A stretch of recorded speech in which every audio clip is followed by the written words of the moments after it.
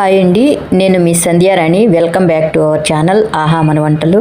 ఈ కర్బూజా పండు వేసవిలో అద్భుతమైన చలువనిస్తుంది. ఇందులో vitamin A, C, potassium, fibre అధికంగా ఉండటం మూలాన జీర్ణక్రియను మెరుగుపరిచి రోగనిరోధక శక్తిని పెంచడం, అధిక రక్తపోటును తగ్గించటం, బరువును తగ్గించటంలో కూడా సహాయపడుతుంది.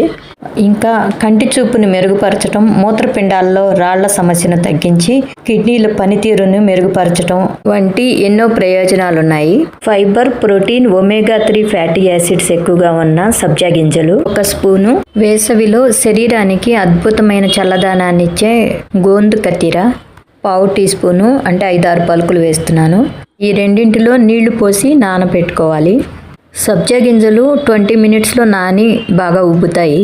గోందు కత్తిర మాత్రం మినిమం 2 అవర్స్ పడుతుంది నానేదానికి. బాగా నాని ట్రాన్స్పరెంట్గా ఐస్ ముక్కల్లాగా వస్తాయి. ఇంకా మన మెయిన్ ఇంగ్రీడియంట్ కర్బూజా. ఫస్ట్ తొడిమ దగ్గర రౌండ్గా కట్ చేయాలి. రెండవ వైపును కూడా అలాగే కట్ చేసి తీసివేయాలి. స్కిన్ బాగా మందంగా ఉంటుంది. బాగా మాగిన పండుకైతే స్కిన్ కొంచెం మెత్తగా ఉండి ఈజీగా వచ్చేస్తుంది.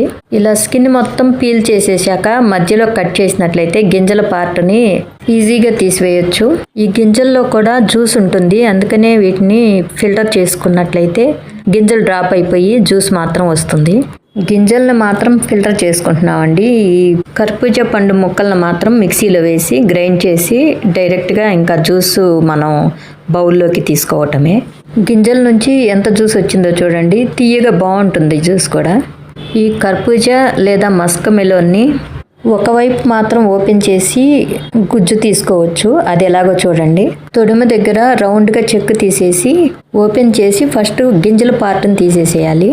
గింజల్లో జ్యూస్ ఉంటుంది కాబట్టి ఫిల్టర్ చేసుకోవాలి. తీసిన గింజలు మొత్తాన్ని ఫిల్టర్లో వేసుకోవాలి.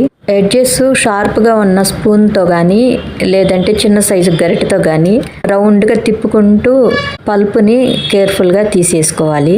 అలా వచ్చేస్తుంది అనమాట. ఎందుకంటే పండు మెత్తగా ఉంటుంది కాబట్టి. పండు లోపల మెత్తగా, స్కిన్ మందంగా ఉండటం మూలాన పల్పు ఈజీగా వచ్చేస్తుంది. ఇలా పండు లోపల నుంచి తీసుకున్న గుజ్జుని మళ్ళా మనం ఫస్ట్ పీల్ తీసి పెట్టుకున్న కర్బూజా పండు ముక్కలను కూడా మిక్సీ జార్లో వేసుకొని నున్నగా గ్రైండ్ చేసుకోవాలి. పండు లోపల నుంచి వచ్చిన గుజ్జు అనమాట. తీపి కోసం బెల్లం, చక్కెర ప్లేస్లో డేట్స్ అనమాట, గింజలు తీసి నానబెట్టుకున్నవి. రక్తహీనతను దూరం చేసి ఎముకలకు బలాన్ని ఇచ్చే ఈ డేట్స్ని పిల్లలకి రోజుకి 2-3 డేట్స్ అన్న ఇచ్చినట్లయితే హెల్దీగా ఉంటారు. ఈ పండు ఈజీగా నున్నగా గ్రైండ్ అయిపోతుంది. ఇప్పుడు బౌల్లోకి తీసుకొని iron, vitamin B, antioxidants ఎక్కువగా ఉన్న కిస్మిస్ పళ్ళని నానబెట్టి తీసుకుంటే ఎక్కువ బెనిఫిట్స్ ఉంటాయి. ఒక 8 బాదం పప్పులు, జీడిపప్పులను కూడా నానబెట్టి బాదం పప్పుల పైన పొట్టు తీసేసి పేస్ట్ లాగా చేసుకుంటే మిల్క్ లాగా వస్తాయి. అవి కూడా కలుపుకుంటే టేస్ట్తో పాటు అధికంగా పోషకాలు యాడ్ అవుతాయి. ఫైబర్, యాంటీ ఆక్సిడెంట్స్తో పాటు శరీరానికి చలువనిచ్చే 2 ఇంగ్రీడియంట్స్ను కూడా కలుపుకుంటున్నాం. ఇప్పుడు గోందు చూడండి నానిపోయి ఐస్ లాగా వచ్చింది. ఇది సహజమైన పదార్థం. జీర్ణక్రియను మెరుగుపరిచి రోగనిరోధక శక్తిని పెంచి కీళ్ల నొప్పుల నుంచి ఉపశమనం కలిగిస్తుంది.